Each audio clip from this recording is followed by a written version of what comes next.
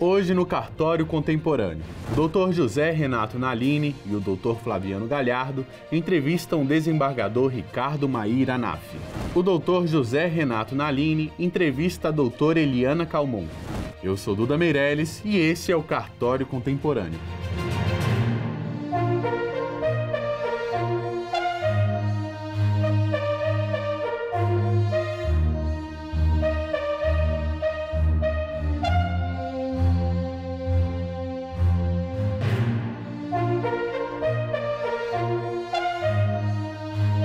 Os doutores José Renato Nalini e Flaviano Galhardo apresentam o Uniregistral Cast, o podcast da Uniregistral.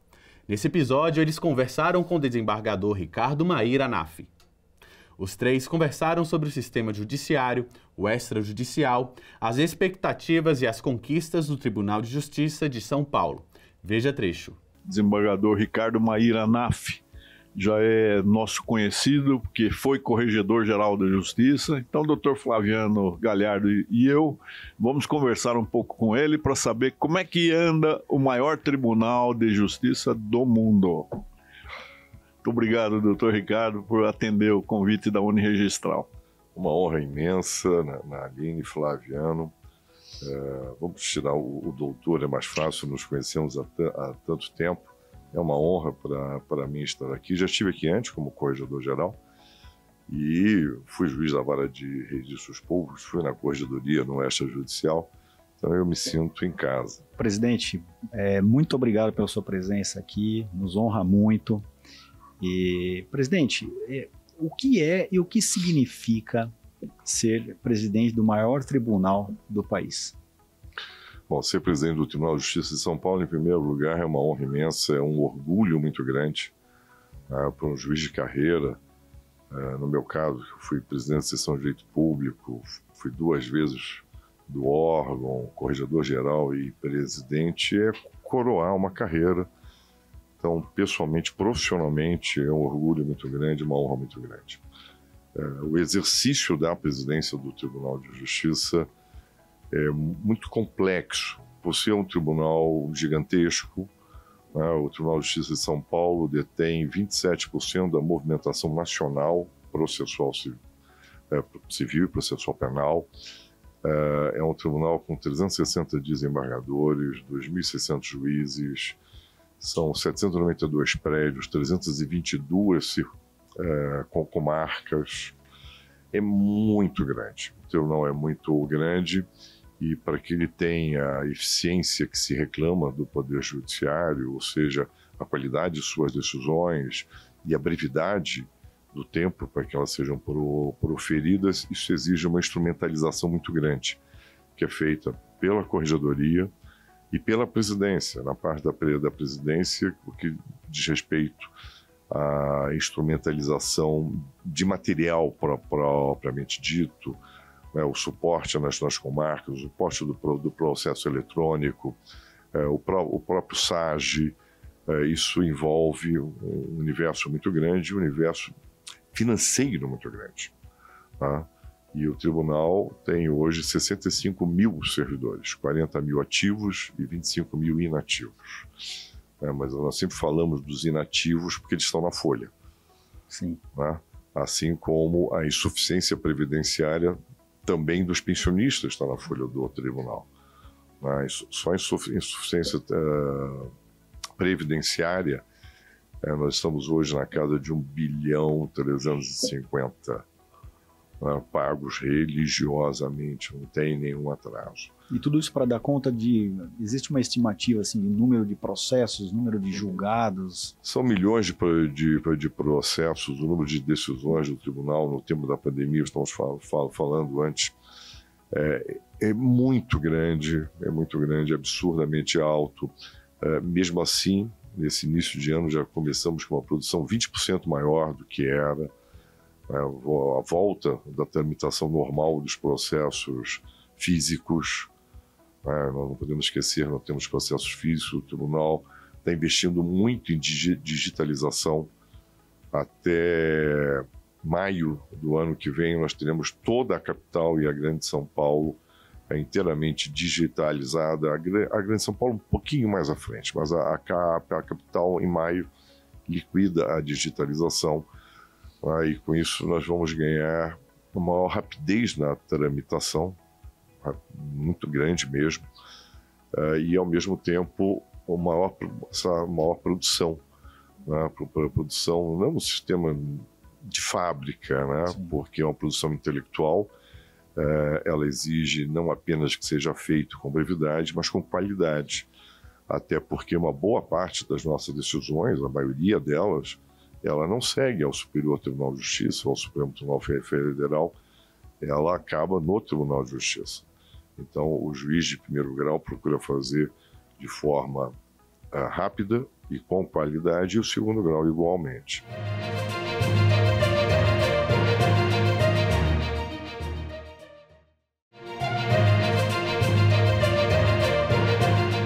Presidente, qual foi o saldo da pandemia para o Tribunal de Justiça do Estado de São Paulo? Em termos de saldo de pandemia, eu costumo dizer que tudo na vida tem ônus e bônus.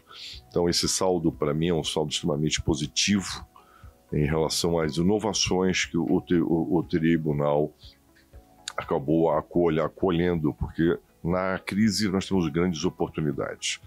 E o Tribunal de Justiça de São Paulo acolheu essas oportunidades, se aproveitou dessas oportunidades. Em termos de informática, de tramitação de processo, sistema de audiências por teleaudiência, o sistema híbrido, parte presencial, parte em telepresencial. As sessões do tribunal, sob o sistema de sessões telepresenciais, o tribunal cresceu muito, muito rapidamente. Ele se inovou, ele se reinventou todos os dias. Nós melhoramos muito. Hoje, por exemplo, a audiência de réu preso, todas as audiências de réus presos são feitas sob o sistema da teleaudiência. Então eu não tenho mais o bonde para cima e para baixo. Todos lembram do bonde, né?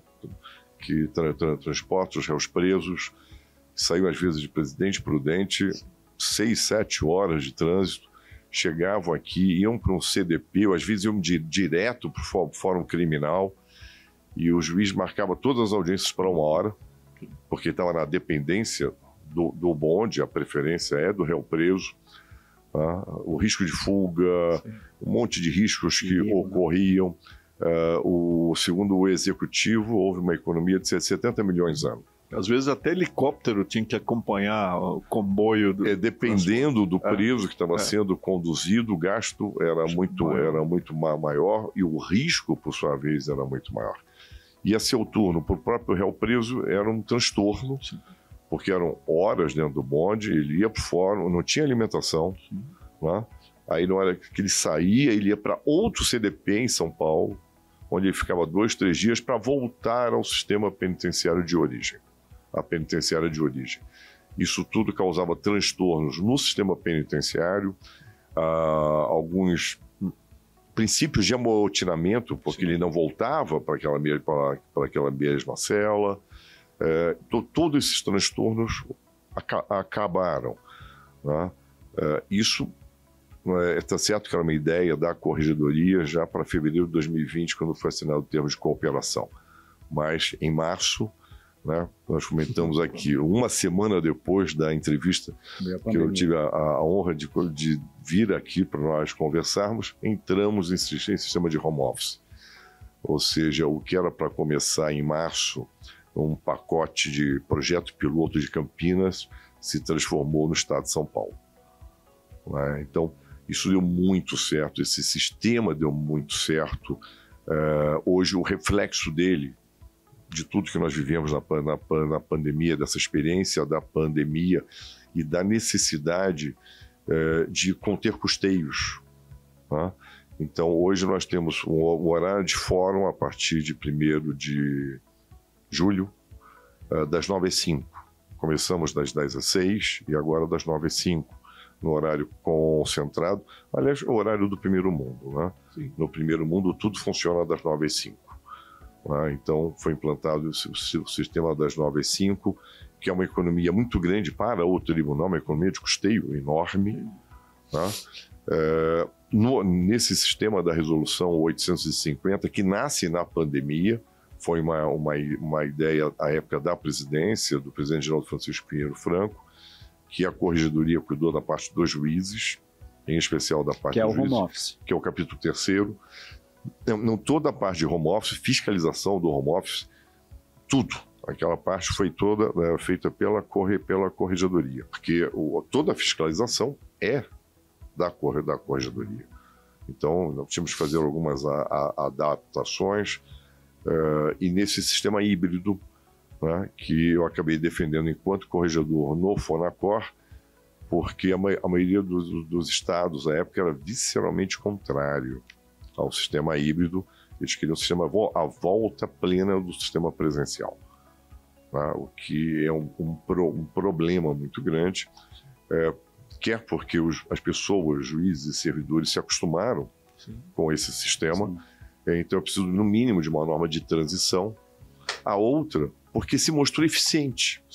Ela se mostrou eficiente em termos de produção, de qualidade de produção, e, ao mesmo tempo, de uma economia de custeio para o tribunal enorme, né? E essa é uma economia de custeio fundamental.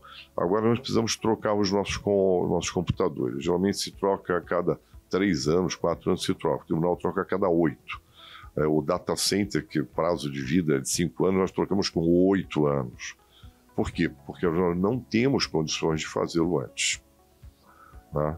E agora vamos trocar todos os computadores. Já foi o data center e agora vão ser todos os computadores. É muito dinheiro, né? Mas na hora que eu trabalho sob um regime da 850, no regime híbrido, onde nos cartórios até 50% dos servidores podem estar em home office, eu posso ter computadores, sistemas de computadores de compartilhamento, né? Sem perder a eficiência, sem perder nada. O mais importante é não perder a eficiência e fazer mais com menos. Sim.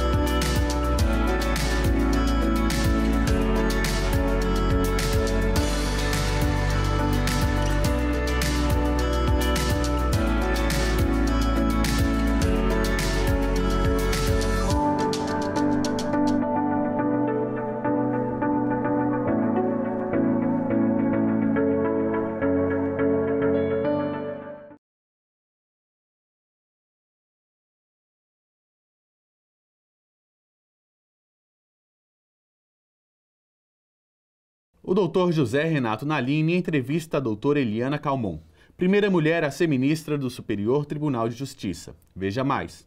Muito obrigado, ministra, por atender ao nosso convite. Eu é que agradeço essa oportunidade de estar aqui falando para uns jovens que têm ainda o objetivo de firmar a sua carreira profissional e que eu acho isso importantíssimo e passar para eles um pouco da minha experiência, que foi uma experiência muito boa. Eu tive muito sucesso profissional, né? Sem transigir nenhum dos meus princípios, e isso é que eu acho importante. O que eu achava muito difícil de conseguir, e eu consegui. E talvez por isso você diga no início que eu sou uma lenda. Realmente eu sou uma lenda. Eu sou uma lenda exatamente por isso, porque eu consegui. Não foi fácil, mas eu consegui. E eu sinto uma satisfação muito grande de estar passando essa experiência, que foi uma experiência positiva, né? E que hoje me deixa muito feliz. Eu estou com 77 anos e eu sou uma mulher realizada, né? Porque eu fiz exatamente aquilo que eu pretendia fazer e dei sorte. Não é sorte. Você tem talento, você tem empenho, fervor, né? Acompanhei muito a sua carreira e vi do seu idealismo. Então, é muito difícil a pessoa chegar aos píncaros, chegar ali, né, no ápice da carreira e continuar com uma visão ética do mundo, né, Eliana? Conta um pouquinho como é que você conseguiu manter isso. Bem, eu sempre quis desafiar isto, né? Inclusive, foi interessante porque, durante toda a minha carreira de magistratura, o cargo que eu mais ambicionei foi a corregedoria. E quando eu cheguei ao STJ, eu tive a oportunidade de verificar que era um campo muito amplo, porque a cada vez que você sobe um degrau na carreira da magistratura, você vai se tornando um ente político, porque o juiz é um ente político. Nós todos somos um ente político, principalmente quando estamos em uma atividade própria do poder público do Estado, né? Então, quando eu cheguei ao STJ, eu verifiquei que havia campo para isto. Então, eu me dediquei muito a essa atividade de melhorar o poder judiciário. Eu tenho uma visão mais global, melhorar o poder judiciário. E, a partir daí, eu achei que eu tinha de ser um exemplo, né? Talvez não um exemplo, mas talvez uma lição, porque eu fui a primeira mulher a chegar ao STJ.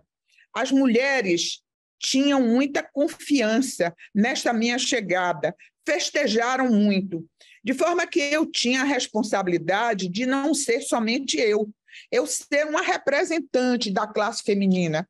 Então, isso me deu muita força para ter uma vida assim, profissional bastante reta, equilibrada, fazendo as coisas que precisavam fazer, como todo código de ética determina. Porque muitas vezes a gente lê o código e faz diferente. Mas eu tive a necessidade de ler o código e fazer aquilo que estava determinado, porque eu não era eu era uma representante. Então, isso foi um dos pontos que me levou a isso. Em segundo lugar, pelo fato de eu ser uma pessoa corajosa, de enfrentar desafios. Isso aí é próprio da minha personalidade. Eu gosto de desafios, né? Eu gosto, desde pequena, que eu sempre gostei de desafiar as coisas difíceis, né? Eu me lembro, por exemplo, que eu estava no chamado curso de ginásio, no curso intermediário, e a professora deu 2 poesias e disse assim: vocês decorem as poesias.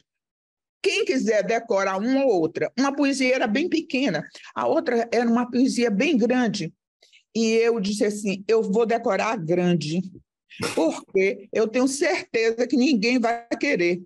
Então, eu sempre quis aquilo que eu achava mais difícil e que eu poderia me destacar fazendo a coisa mais difícil e não uma coisa mais fácil. E, realmente, quando eu cheguei na sala de aula, eu fui a única que decorei a poesia tão grande, né? Todo mundo quis a pequenininha. Claro. Eu sempre cito isso como exemplo de que eu sempre gostei das coisas difíceis. E isso foi outro ponto muito importante para mim. E encontrei, assim, na minha vida, muitos amigos. Eu sou uma pessoa que eu conservo muitas amizades, né? No meio, na minha trajetória, eu fiz alguns inimigos, é lógico, não é? Porque eu nunca transigi, então foi difícil, fiz alguns inimigos. Eliana, e quando você chegou à corregedoria, qual a visão que você detectou do Poder Judiciário brasileiro? Olha, eu venho da Justiça Federal, né? Na minha carreira. Isso é para que vocês, jovens que estão me ouvindo, entendam qual foi a minha perplexidade, porque como eu sempre fui uma gata de concurso, né? Eu já andava com todos os meus documentos na bolsa, porque se eu visse uma fila para realizar um concurso, eu descia do ônibus e me inscrevia no concurso, né? Eu fiz todos. De forma que aí eu fui professora universitária, depois eu segui a carreira de Ministério Público, eu fui procuradora da República, depois juíza federal. De forma que, como juíza federal, que era uma justiça mais, como eles diziam sempre, é uma justiça elitizada, né? É uma justiça elitizada por quê? Porque é uma justiça que lida com o Estado, com o direito tributário, com execução fiscal, você não lida com a cidadania propriamente dita, né? Você lida muito mais com empresas. De forma que, e foi uma justiça que ressurgiu depois ainda no governo militar, e foi uma justiça bem aparelhada, muito bem aparelhada, de forma que eu não conhecia bem a justiça, porque eu sempre questionei o seguinte, quando os juízes passam tantas coisas, mas eles chegam ao tribunal, por que eles não tentam mudar? E eu vivenciei isso porque quando eu me tornei desembargadora, que se chama hoje desembargadora federal, meus colegas que discutiam comigo as agruras de primeira instância, eles chegavam no tribunal e continuavam a fazer aquilo que eles condenavam. E eu perguntava assim, e por que isso? E eles diziam assim, porque agora é diferente. Não é porque agora é diferente, é porque é um modelo, não são as pessoas. As pessoas não são ruins, as pessoas não são assim, querem fazer o mal. Não. As pessoas seguem um modelo posto, de forma que o modelo do judiciário é que eu considero, e tenho hoje certeza, depois que passei pela corregedoria, que é um modelo que tinha de ser fraturado para ser construído um novo modelo, porque o modelo é que faz tudo isso. E, em razão esse desconcerto institucional, nós temos uma corrupção grande dentro do Poder Judiciário, principalmente após a Constituição de 88. Porque a Constituição de 88 deu muita liberdade, e isso democraticamente é o que se pedia, para o Poder Judiciário, e praticamente os políticos, hoje, tudo o que fazem de bom ou de ruim, eles dependem muito do Poder Judiciário, principalmente nos estados. De forma que, a partir daí, eles políticos, levaram a política para dentro do tribunal e houve, vamos dizer assim, uma junção de uma intimidade que eu chamo uma intimidade indecente. Sempre houve este aparato, ou seja, esta aproximação do poder político ao poder judiciário, mas se fazia por uma questão de se considerar ideologicamente equilibrado, se sentia, os magistrados entendiam que aquele governo era certo, ou até por amizade, mas nunca pelo vil metal. Então, isto apareceu depois da Constituição de 88. E eu posso falar isso muito bem, porque eu sou uma juíza velha, né? Então, eu fui juíza antes da Constituição de 88, né? Antes, ainda no governo militar, e a posteriori.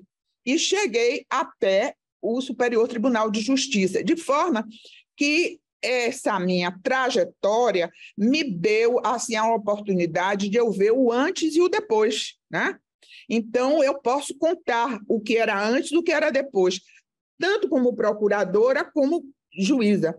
E, realmente, aquilo que nós festejamos tanto com a Constituição de 88 terminou sendo uma coisa muito ruim, porque houve a entrada da corrupção dentro do Poder Judiciário. E esse foi o Cartório Contemporâneo de hoje.